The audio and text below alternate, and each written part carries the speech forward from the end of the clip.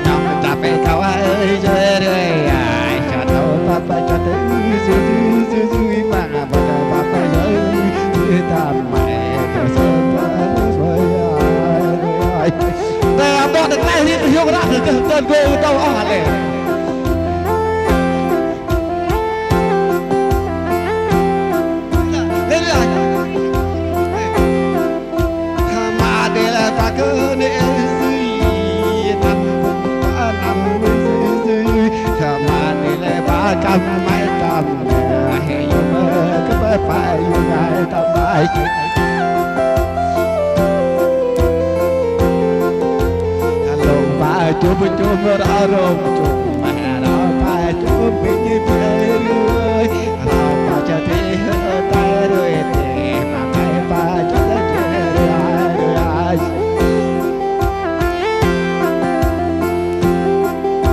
sekado dan maaf berah macet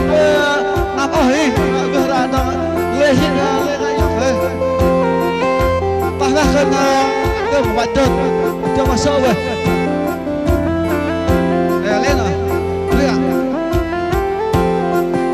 lên hơi dưới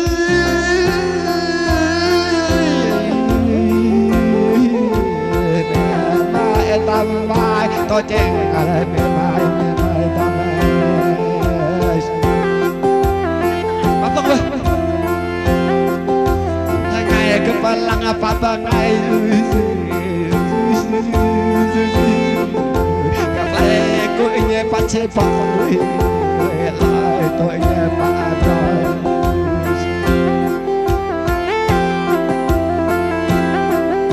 sao có thấy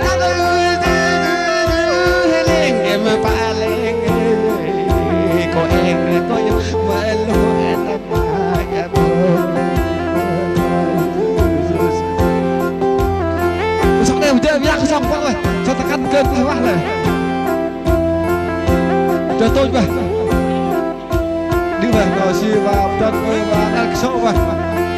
lên là lên quay hỏi lên quay là xong rồi.